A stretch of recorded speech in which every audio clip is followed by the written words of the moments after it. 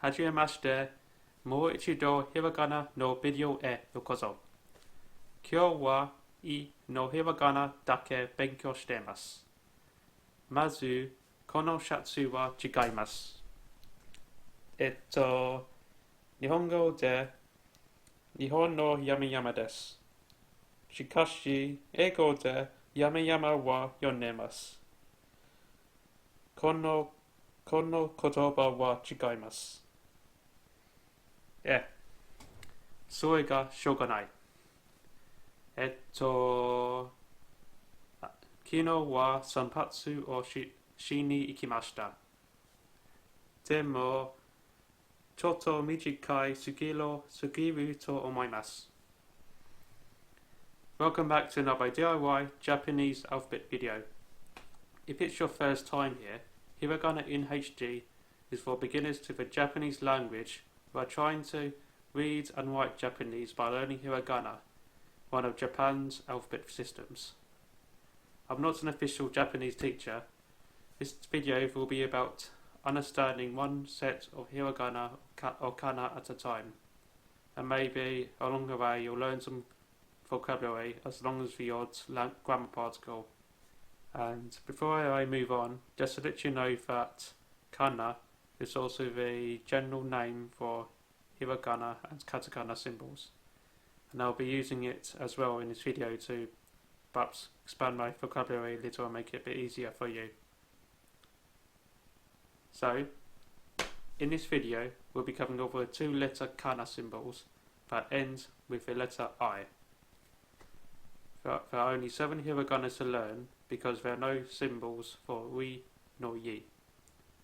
In fact, if you remember the Nintendo Wii console from the last decade, it does begin with a W and it was made in Japan, but in reality, it's actually spelled as Wii, as in 1 U and 2 I's. And if you try and translate it into katakana, it will come up as Wii anyway. Well, if a Japanese person wants to spell a Wii sound, either because they want to spell whiskey or they want to go down a very nice slide, then they will go Wii. Most onomatopoeia words are written in katakana. You may have seen them in some Studio Ghibli films, but if you're a beginner and use hiragana by accident, you won't get into trouble at all, and I won't whack you with a ruler. And hopefully your Japanese friends won't do the same thing to you. じゃあ、始めましょうか? He. This one looks like a smiley face. If you draw it by humming he at the same time, you'll remember it better. Also, it helps if you smile at the same time while saying he, but if you do this in public, it will make you look stupid. Key. This one's pretty self-explanatory. It looks like a key, and nothing else. Also, don't confuse it with its relative sa. And to help you out, here's a little game for you. It's called Spot the Key. Me. This one looks like a signature, and it's pretty fun to write as well. In fact, I'll show you right now. So, if you look up here, or look at the upper monitor, have a little bit of a top, do a nice big loop, and then draw a second line which has to be parallel. And also, if you look very carefully, you notice this bit of the right looks identical to the katakana for me. Me. Ni. You'll see ni a lot, so it's important that you remember it. Basically, it's one vertical line and 2 horizontal lines. And if you modify it a bit, as you'll see in the image, you can turn it into an arrow, and this is why it's important to remember it. Ni is what is called a direction particle, and you use it to say that you're going somewhere. For example, Tokyo ni ikimasu.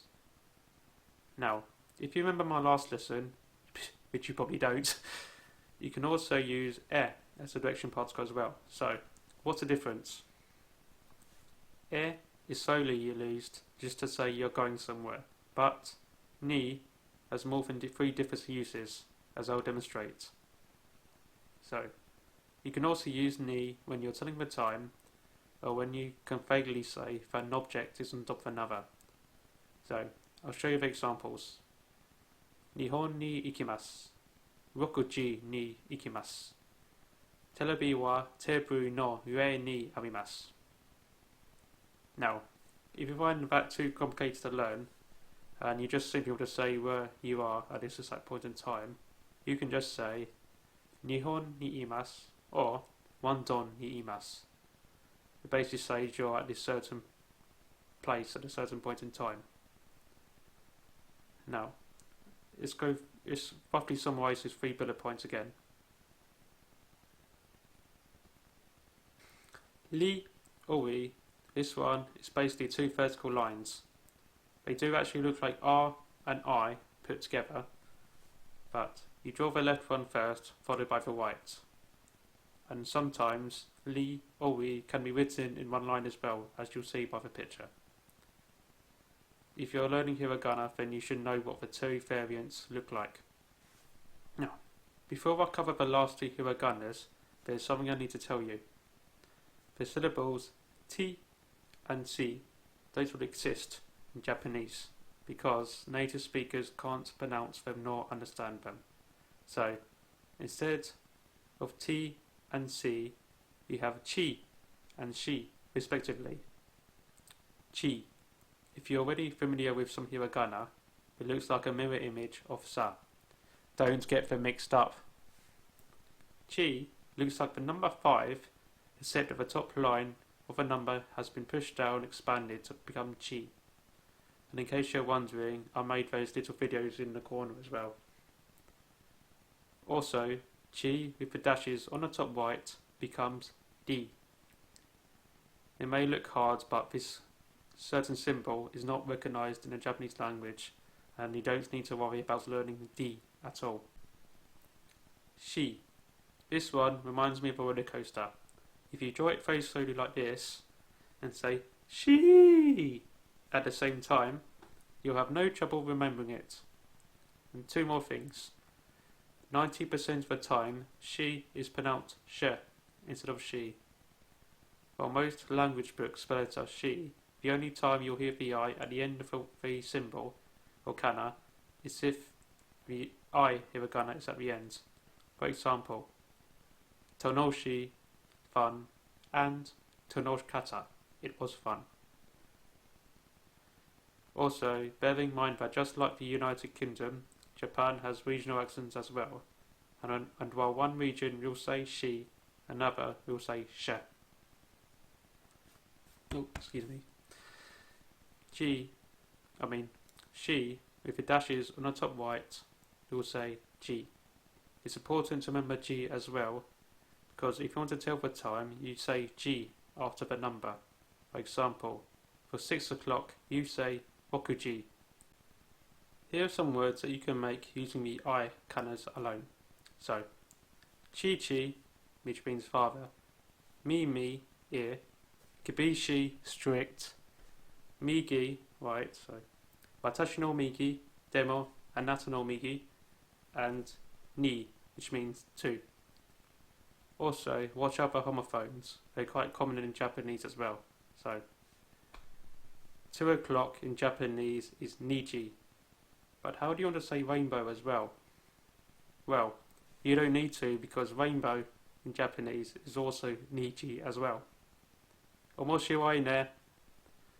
You can also spell bikini as well with the I kanas alone, but because it's a foreign word, it should be written in katakana, not hiragana.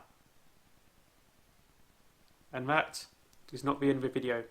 Well, in reality, it is the end of the video, but there's also one more important piece of information you need to know about the I kana, and to do that, I need to leave it for another lesson. So, in the meantime, thank you for watching, continue studying and learning hiragana, and remember, matane.